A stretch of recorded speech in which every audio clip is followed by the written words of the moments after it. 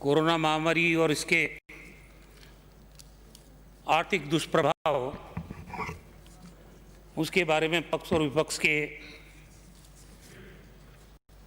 माननीय 25 माननीय सदस्यों ने अपने अपने बहुमूल्य सुझाव आज यहाँ रखे।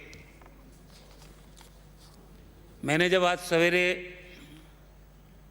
पूरी स्थिति के बारे में अपना वक्तव्य दिया तो मेरे वक्तव्य में कहीं भी एक शब्द मैंने राजनीति करने की कोशिश नहीं की, ना मैंने आलोचना की कोई, और जो प्रधानमंत्री जी ने कहा उसका उल्लेख किया। उसके उपरांत भी जो चर्चा हुई आज वो तो सभी ने सुनी है। अब मेरे मन में एक सवाल उठ रहा है सभापति महोदय कि प्रधानमंत्री जिस काम की तारीफ करते हैं हमारे सदन में, उससे भी बड़े नेता बैठे हुए हैं, प्रधानमंत्री जी को चुनौती दे रहे हैं, वो तारीफ कर रहे हैं या आलोचना कर रहे हैं। ये सुझाव देने के लिए तो आज बहुत अच्छी बात थी। अभी माननीय नेता प्रतिपक्ष ने, उपनेता प्रतिपक्ष ने कहा कि साहब अगस्त के महीने में पॉजिटिव केसेस बहुत ज्यादा आए। माननीय सभापति महोदय, मैं इनको जानकारी देना चाहता हूं, अगस्त के महीने में दुनिया में अगर सबसे ज्यादा पॉजिटिव केसेस आए पूरी दुनिया में, वो 12 लाख हिंदुस्तान में आए। अब ये कोई हम लेके आए या मोदी जी लेके आए? ये तो संक्रमण है, फैल रहा है। पूरे देश के आंकड़े मैंने आपके सामने रखे, दुनिया के आंकड़े आपके सामने रखे। हमारे मालवीय नगर से आने वाले माननीय सदस्य वो कह रहे थे 11 करोड़ की N95 मास्क खरीद लिए। कभी हिसाब किताब किया है क्या? कोई अखबार में खबर पढ़ ली? अरे सुनिए साहब, सभापति महोदय, ये सदन है, ये गलती आपके, जो आपने ये सदन है। यहाँ जो भी माननीय सदस्य बात कहता है, मंत्री महोदय, ये गलती आपकी कि आपने इतना सीरियसली लिया उनको। मैं तो आपको भी सीरियसली लेता हूं और सबको सीरियसली लेता हूं, लेकिन इस सदन के अंदर आप ये कह दो 11 करोड़ के N95 मास्क साबित कर सकते हो क्या? क्यों टाइम खराब कर रहे हो? बैठिए बैठिए, मैंने आपकी सुनी है। 11 करोड़ के N95 मास्क किसको कहते हैं और किसने खरीद लिए? हर तरह की आलोचना मैंने आज सुनी है। यहाँ अगर RMSCL बनाई थी प्रोक्योरमेंट के लिए, आपके समय में भी वही प्रोक्योर करती थी। PPE किट का प्रोक्योरमेंट भी वही कर रहे हैं, N95 मास्क का भी वही प्रोक्योरमेंट कर रहे हैं, ट्रिपल लेयर मास्क का भी वही प्रोक्योरमेंट कर रहे हैं, सैनिटाइजर का भी वही कर रहे हैं। और उनका अपना तरीका है। अगर किसी माननीय सदस्य को कोई शिकायत है तो मैं सदन में कहना चाहता हूं, आप मुझे लिख के दो, मैं जांच कराऊंगा, दूध का दूध और पानी का पानी हो जाएगा। लेकिन सिर्फ चलते चलते बिना किसी आधार के कोई अखबार में पड़ी हुई खबर जिसमें कचौरी खा के फेंक दी होगी लोगों ने, उस आधार पे आप यहां कह दो 11 करोड़ के N95 मास्क खरीद लिए गए। अभी कटारिया जी ने कहा 1 लाख N95 मास्क, वो तो वहां से भेजे दिल्ली से। और 11 करोड़ में आपको मालूम है N95 मास्क कितने में आता है? 1 करोड़ में, उस 11 करोड़ में भाग दो उनका। कहां इतने की जरूरत है यहाँ पे? इसलिए बेसिर पैर की बातें इस सदन के अंदर नहीं करनी चाहिए। उसके अलावा आपने कहा ये डॉक्टर्स की 765 डॉक्टर्स की, माननीय सभापति महोदय, इसी कोरोना काल में हमने भर्ती की और आज वो कोरोना वॉरियर्स के रूप में अलग अलग जगह पे इस महामारी में राजस्थान की जनता को सेवाएं दे रहे हैं। उनको हमने नियुक्ति भी दे दी। 12,500 नर्सिंग कर्मियों की भर्ती इसी कोरोना काल में हुई और उसमें कुछ कोर्ट केसेस की वजह से लटक गई। अभी हमने कल ही जो बचे हुए केसेस थे, 9,000 केसेस को तो हमने पहले क्लियर कर दिया, कोविड में ड्यूटी लगा दी, और जो बचे हुए थे करीब 60 और 77 लोग रह गए, बाकी सबको भी नियुक्ति का रास्ता उनका प्रशस्त कर दिया। अभी जो CHO की बात की आपने, 6,310 CHO की भर्ती के लिए मुख्यमंत्री जी ने स्वीकृति दी है, वो सारा काम शुरू कर रहे हैं। भर्ती में कहीं कोई कोताही नहीं है। और ये 2000 डॉक्टर्स की भर्ती का काम, अभी कई माननीय सदस्य रहे थे, 1.5 महीना हो गया, 1 महीना हो गया। भर्ती की प्रक्रिया होती है, अगर उसको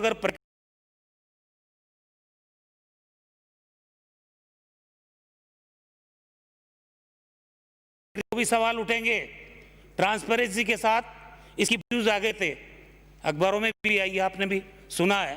इश्यू सही है तो हम दोबारा परीक्षा कराएंगे, इसकी लिस्ट जारी हो जाएगी, क्योंकि ये सब काम हमारा हो चुका है। ये 2000 डॉक्टर्स की भी नियुक्ति जारी कर देंगे हम जल्दी से, 4-5 दिन में इसका फैसला करेंगे और पूरे राजस्थान में इनकी नियुक्ति हो जाएगी। कई माननीय सदस्यों ने अच्छे सुझाव भी दिए। एक माननीय सदस्य ने कहा बीमा योजना के बारे में। अब कोई भ्रांति नहीं होनी चाहिए माननीय सभापति महोदय, 13 दिसंबर 2019 से आज दिनांक तक, नोट कर लेना आप, ताकि बार बार सदन फिर भी चलेगा, फिर उठाओगे ये बातें। 13 दिसंबर 2019 से आज दिनांक तक कुल लाभान्वित लोग थे 6,98,000 और उनकी राशि बनती थी 384 करोड़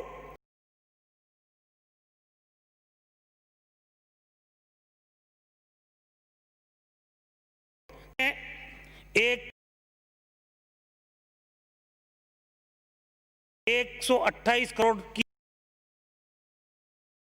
राशि का भुगतान कर दिया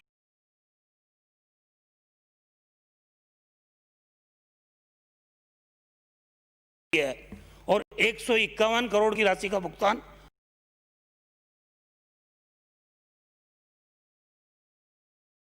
शीघ्र होने जा रहा है। कोई भी प्राइवेट हॉस्पिटल को बीमा की क्लेम की राशि दे, ये प्रोसेस है, आपके समय भी चल रहा था। ये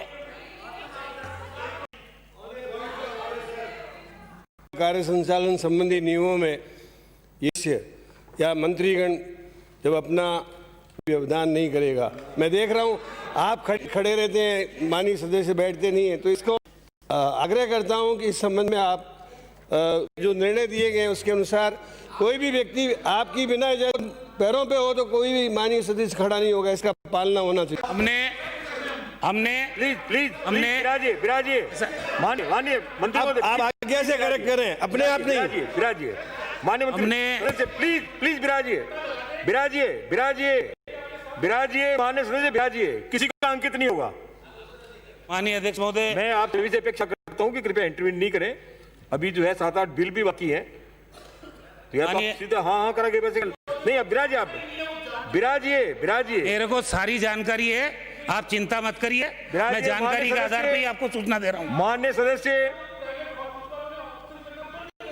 विराजिए, अंकित नहीं होगा। विराजिए कोई गलत जानकारी नहीं है। सभापति महोदय, एक सवाल और उठाया गया, ये जो प्लाज्मा थेरेपी हम लोग दे रहे हैं इसके लिए 16,500 रुपये ले रहे हैं। ये शुरुआत में तो 1-2 केसेस में हुआ था, लेकिन अब एक नया पैसा किसी से नहीं लिया जा रहा है, ये मैं आपको निवेदन करना चाहता हूं। अभी कटारिया साहब, अभी 1300 वेंटिलेटर भारत सरकार से प्राप्त हुए हमको। मैंने एक भी तथ्य आपसे छुपाया नहीं है। भारत सरकार ने जो दिया है उसका हमने हेल्थ इंफ्रास्ट्रक्चर में राजस्थान में मजबूत करने में काम लिया है। और मैंने शुरुआत में ही कहा था आपको कि ये महामारी है, प्रधानमंत्री जी के नेतृत्व में पूरे देश ने इस लड़ाई को लड़ी है, लड़ रहे हैं और आगे भी लड़ेंगे। कई राज्यों में अलग अलग पार्टी की सरकारें हैं, किसी ने राजनीति करने की कोशिश नहीं की है, लेकिन यहाँ सब कुछ ठीक था। 21 घंटे की वीडियो कॉन्फ्रेंसिंग में मैं मौजूद था, किसी ने ये बातें नहीं कही उस टाइम। और आज जब हाउस में आए तो तरह तरह की बातें हो रही है। कुल मिला के मेहरबानी करके क्या बोल रहे हैं ये तबलीगी जमात?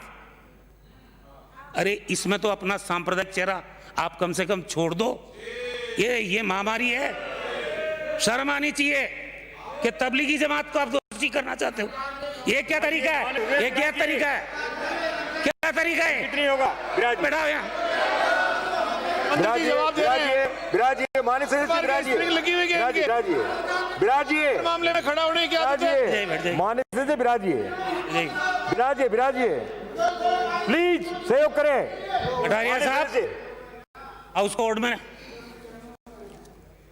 माननीय 1300 जो वेंटिलेटर आए उसमें से कुछ पोर्टेबल वेंटिलेटर भी है और अब तक सभी जिलों में 945 नए वेंटिलेटर्स की आपूर्ति हम कर चुके हैं और जरूरत कितने की पड़ रही है? सिर्फ 40 वेंटिलेटर की। और मैंने अपनी स्पीच में कहा था सुबह कि वेंटिलेटर की स्टेज में जब पहुंच जाता है ना आदमी, तो उसको बचाना हमारे लिए बिल्कुल मुश्किल हो जाता है। हमारी कोशिश क्या है? ऑक्सीजन का फ्लो तेज हो, उसको हम इमीडिएटली भर्ती होते ही ऑक्सीजन सपोर्ट पे ले आए। उसके पर्याप्त इंतजाम राजस्थान में किए गए हैं और इसीलिए हमारी मृत्यु दर भी कम है। अभी सिर्फ 40 वेंटिलेटर काम में आ रहे हैं पूरे स्टेट के अंदर। ये मैं आपको निवेदन करना चाहता हूं। इसके अलावा मेडिकल एजुकेशन ने 315 वेंटिलेटर और खरीदे हैं। हमने डिस्ट्रिक्ट लेवल के अस्पतालों में, सब डिस्ट्रिक्ट लेवल के अस्पतालों में भी वेंटिलेटर्स की आपूर्ति की है।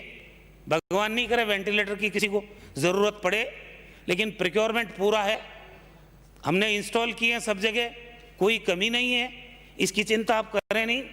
इसके अलावा मैंने अभी महिला स्वास्थ्य कार्यकर्ता के बारे में बताया। फार्मासिस्ट 2077 पदों की, उसमें से 1736 पदों की नियुक्तियां भी प्रक्रियाधीन है। लैब टेक्नीशियंस 4682 जो कार्यरत हैं और हमारे स्वीकृत पद हैं 6779, उसमें 1119 पदों की नियुक्तियां अभी प्रक्रियाधीन है। रेडियोग्राफर जो स्वीकृत पद हैं वो 2543 हैं, हमारे कार्यरत हैं 1008। अभी 1535 रेडियोग्राफर की भर्ती की प्रक्रिया भी चल रही है, प्रोसेस चल रहा है। आने वाले टाइम में ये जो हमारे को लाभ मिलेगा, कई तरह की दिक्कतें माननीय विधायकों ने बताई थी।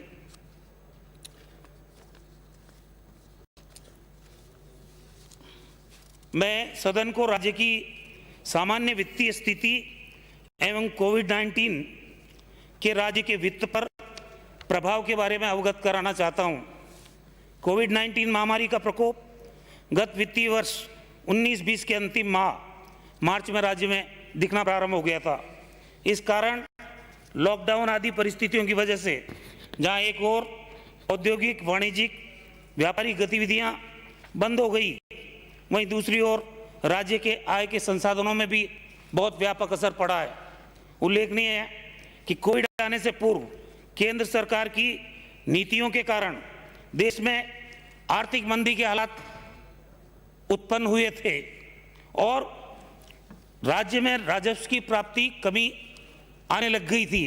उसके अलावा कोविड महामारी और आ गई, इसने आग में घी का काम कर दिया। केंद्र सरकार द्वारा पूर्व के वर्षों में की गई नोटबंदी और जीएसटी को लागू करने में जो जल्दबाजी की गई, उसके कारण देश की अर्थव्यवस्था का ढांचा पहले से ही चरमरा गया था और इससे सकल घरेलू उत्पाद की वार्षिक वृद्धि दर मात्र 5% रह गई थी। इन गलत निर्णयों से देश व राज्यों की अर्थव्यवस्था पर गंभीर प्रभाव पड़ा, जिससे वे अभी तक उभर नहीं पाए हैं। वर्ष 2018-19 व वर्ष 2019-20 राजस्व बढ़ोतरी दर में भारी कमी हुई। राज्य में पिछली भारतीय जनता पार्टी की सरकार के समय जो वित्तीय भार आप छोड़ के गए, जिसमें कई बार इस सदन में चर्चा हुई है, कृषक ऋण माफी के 6000 करोड़ का भार, बिना बजट के 5000 करोड़ से अधिक के सड़क निर्माण के काम, 7वें वेतन आयोग को लागू किए जाने से 2000 करोड़ रुपए के एरियर के भुगतान का भार, प्रधानमंत्री फसल बीमा योजना की वर्ष 17-18, 18-19 के बकाया राज्यांश की राशि लगभग 1000 करोड़ रुपए का भार, ये प्रमुख हैं। इस कारण लगभग 15 से 20 हजार करोड़ रुपए के बकाया के दायित्व हमारे ऊपर थे जब हमने सत्ता संभाली। इससे भी हम दबाव में आए। हमारी सरकार ने न केवल गत सरकार द्वारा छोड़े गए लंबित जो पेंडिंग लायबिलिटीज थी उनका भुगतान किया, बल्कि विकास की दिशा में राज्य को आगे बढ़ाने की दृष्टि से लोक कल्याणकारी कामों पे भी खर्च भी जारी रखा। राज्य का बजट जो 20 फरवरी 2020 को प्रस्तुत किया गया था, वह दिनांक 13 मार्च 2020 को विधानसभा में ध्वनि मत से पारित किया गया और 22 मार्च को राज्य में लॉकडाउन लागू हो गया। ये स्थिति आपको सबको मालूम है। इस वित्तीय वर्ष के आरंभ से ही वर्ष के प्रथम 2 माह में लगभग पूर्ण लॉकडाउन की स्थिति होने के कारण राज्य की राजस्व प्राप्तियों में भारी गिरावट आई, जबकि राज्य पर वेतन, पेंशन, ब्याज भुगतान, सामाजिक सुरक्षा पेंशन जैसे आवश्यक खर्चों पर भुगतान किए जाने की जिम्मेदारियां भी हमारे ऊपर थी। यद्यपि महालेखाकार राजस्थान द्वारा चालू वित्तीय वर्ष में अभी तक केवल माह अप्रैल 2020 का ही लेखा प्रेषित किया गया है, शेष मासिक लेखे राज्य सरकार को मिले नहीं हैं।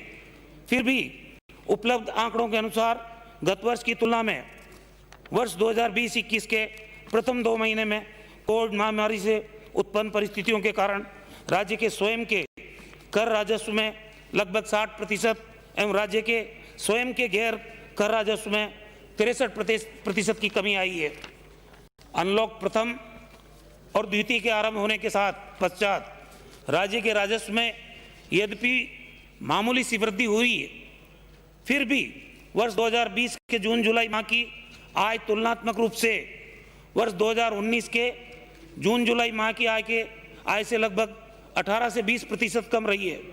ये सिलसिला अगस्त माह में भी वैसा ही रहने की संभावना है। चालू वित्तीय वर्ष के प्रथम 4 मास में गत वर्ष के प्रथम 4 मास की तुलना में राज्य की स्वयं की राजस्व प्राप्तियों में लगभग 30% की कमी रही है। राज्य की स्वयं की राजस्व प्राप्तियों के मुख्य मदों में तुलनात्मक कमी निम्नानुसार है।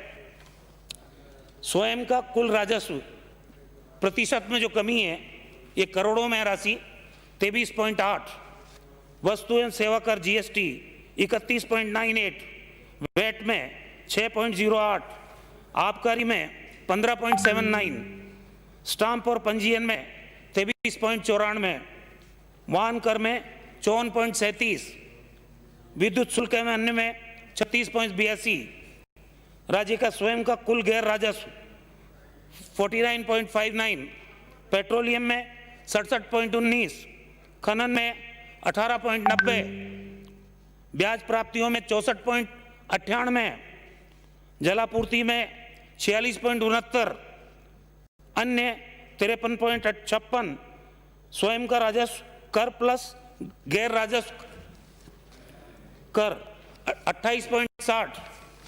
यहाँ ये भी उल्लेखनीय है कि केंद्र सरकार द्वारा केंद्रीय बजट में प्रावधानित राशि अनुसार ही राज्यों को केंद्रीय करों की हिस्सा राशि का मासिक हस्तांतरण किया जाता रहा है तथा संशोधित अनुमानों के बाद ही इस राशि में कमी या वृद्धि की जाती है। परंतु चालू वित्तीय वर्ष में केंद्र सरकार द्वारा राज्यों को केंद्रीय बजट में प्रावधानित राशि के अनुसार केंद्रीय करों की हिस्सा राशि नहीं दी गई और बिना किसी आधार के माह जुलाई 2020 से राज्य को हस्तांतरित की जाने वाली राशि में भारी कटौती आरंभ कर दी गई है। इस माह में 800 करोड़ से अधिक की राशि कम हस्तांतरित की गई है, जो अपेक्षित मासिक किस्त में 25% से अधिक की कटौती है। केंद्र सरकार द्वारा की गई इस अप्रत्याशित कटौती ने राज्य की वित्तीय स्थिति पर प्रतिकूल असर डाला है। लॉकडाउन की स्थितियों में जहां एक तरफ अत्यावश्यक सेवाओं को चलाए रखने की चुनौती थी, वहीं दूसरी तरफ राज्यों से अपने घरों में लौट रहे प्रवासी श्रमिकों को भी सहायता प्रदान करना आवश्यक हो गया। बीपीएल, अंत्योदय तथा बीओसीडब्ल्यू में पंजीकृत श्रमिकों के परिवारों तथा जो परिवार सामाजिक सुरक्षा के पेंशन लाभार्थी नहीं थे, साथ ही एसआई, निराश्रित, ठेले रेहड़ी चालक, रिक्शा चालक, भिखारी, घुमंतु इत्यादि के लगभग 35 लाख परिवारों को 3500 रुपये प्रति परिवार अनुसार अनुग्रह राशि के रूप में लगभग 1200 करोड़ रुपए की सहायता राशि इस दौरान प्रदान की गई है। कोविड-19 आपदा से निपटने के लिए सार्वजनिक वितरण प्रणाली के लिए चयनित पात्र लाभार्थियों के परिवारों को माह अप्रैल, मई व जून 2020 में निःशुल्क गेहूं का वितरण किया गया, जिस पर राज्य सरकार को 111.39 करोड़ रुपए का अतिरिक्त व्यय भार आया। इसे आगे बढ़ाते हुए गेहूं का निःशुल्क वितरण माह नवंबर 2020 तक देने की घोषणा की है, जिस पर 185 करोड़ का अतिरिक्त व्यय होगा। कोविड-19 आपदा से निपटने के लिए राज्य सरकार द्वारा सार्वजनिक वितरण प्रणाली के तहत चयनित लाभार्थियों की अतिरिक्त संख्या को ध्यान में रखते हुए 34 लाख लोगों के लिए 34,000 मैट्रिक टन गेहूं कीमतन भारतीय खाद्य निगम से मार्केट प्राइस पर क्रय किया गया और राज्य की जनता को उपलब्ध कराया गया, और इस पर राज्य सरकार को 79 करोड़ रुपए खर्च करने पड़े। 23 रुपए प्रति किलो में जो भारत सरकार ने गेहूं दिया था, उसके अतिरिक्त हमने गेहूं खरीदा FCI से, उस पर 80 करोड़, लगभग 79 करोड़ मैंने बोला, वो खर्च किया है, लेकिन राज्य की जनता को गेहूं पहुंचाया है। राज्य सरकार का ध्येय, जो मैंने सुबह भी कहा, एक भी व्यक्ति भूखा नहीं सोए, इसी को ध्यान में रख के प्रवासी तथा ऐसे व्यक्ति जिनका कोविड-19 के दौरान हुए लॉकडाउन के फलस्वरूप रोजगार, उद्योग धंधे समाप्त हो गए, ऐसे 37 श्रेणी के परिवारों का सर्वे करवाया गया। सर्वे करवाए जाने के पश्चात इन परिवारों को कुल 10 किलो गेहूं प्रति व्यक्ति तथा 2 किलो चना प्रति परिवार उपलब्ध कराया गया है। ऐसे 3.59 लाख परिवार जो कि राष्ट्रीय खाद्य सुरक्षा योजना में चयनित नहीं है, उनको भी 10 किलो प्रति व्यक्ति गेहूं और 2 किलो प्रति परिवार चना उपलब्ध कराई जाने की घोषणा की गई है। उक्त विश्वव्यापी महामारी पर नियंत्रण के लिए राज्य सरकार द्वारा इस पर कुशल प्रबंधन की गई, उसका पूरे देश ने सराहना भी हुई है। प्रधानमंत्री जी ने भी, मैंने जैसा सुबह कहा कि राज्य की कोरोना प्रबंधन की तारीफ की है। राज्य में प्रतिदिन 41,000 से ज़्यादा, अभी तो करीब 46,000 मैंने सुबह बताया था, बढ़ गई जांचें। और जैसा आपने कहा था अभी कि हम जांचें प्रतिदिन कितनी कर रहे हैं, हम पर डे 32,000 जांचें अभी कर रहे हैं। 32,000 से कभी ज़्यादा हो जाती है, कभी कम भी हो जाती है, लेकिन जांच के एक मापदंड होते हैं, उन मापदंडों के आधार पर ही हम जांच करते हैं, और जो जांच का परिणाम है वो टाइम बाउंड आए, इस पे भी हमारी सरकार का फोकस है, आप चिंता नहीं करें। इन सारी परिस्थितियों में राजस्व स्रोतों में हो रही अत्यधिक कमी को देखते हुए अपरिहार्य व्ययों को छोड़कर शेष सभी मदों में राजस्व प्राप्तियों के अनुसार व्यय को सीमित किया जाना आवश्यक हो गया है। इन परिस्थितियों में राजकोषीय प्रबंधन के तहत राजकीय व्यय में प्राथमिकता निर्धारित करने के उपरांत व्यय को सीमित किया जाना अपेक्षित होगा। इस दृष्टिकोण से राज्य का सर्वप्रथम अपरिहार्य व्यय, अत्यावश्यक व्यय, गत वर्ष के लंबित दायित्व, केंद्र प्रवर्तित योजनाएं, बाह्य सहायता प्राप्त परियोजनाएं, गत वर्ष की नवीन बजट घोषणाएं, अन्य आवश्यक व्यय की प्राथमिकताएं तय करते हुए व्यय को सीमित किया जाएगा। कोरोना काल में राज्य की आर्थिक स्थिति चुनौतीपूर्ण होने के बावजूद राज्य सरकार ने प्रदेश के विकास के कार्यों में कोई कमी नहीं आने दी है। अभी तो कोविड-19 महामारी के दौरान राज्य सरकार ने प्रदेश के विकास हेतु निम्न जनहित के कार्यों को स्वीकृति भी प्रदान की है। चिकित्सा ढांचे को सुदृढ़ करने के लिए 7 मेडिकल कॉलेजों के लिए 819 करोड़ रुपए की अतिरिक्त राशि मंजूर की गई है। मेडिकल एजुकेशन सोसाइटी का पुनर्गठन कर 210 नए पदों का सृजन किया गया है। स्वास्थ्य मिशन के तहत जैसा मैंने कहा 6,310 CHOs की भर्ती की स्वीकृति जारी हुई है, और वित्तीय वर्ष 2020-21 में 37 नए राजकीय महाविद्यालय खोलने की भी स्वीकृति हमारी सरकार के द्वारा दी गई है। अभी जो नवीन पशु चिकित्सा उपकेंद्रों में 400 तथा उपखंड कार्यालयों में 588 नए पदों की स्वीकृति भी जारी हुई है। 16 नवसृजित एवं नवक्रमोन्नत तहसीलों उप तहसीलों के तहसीलदारों एवं नायब तहसीलदारों को पंजीयन के अधिकार प्रदान किए गए हैं। पुलिस, जेल, होमगार्ड के कार्मिकों को एक मुश्त 7,000 रुपये वर्दी और किट भत्ता दिया गया है। लॉकडाउन के दौरान परमिट से वंचित रहे वाहनों को कर में छूट प्रदान की गई है।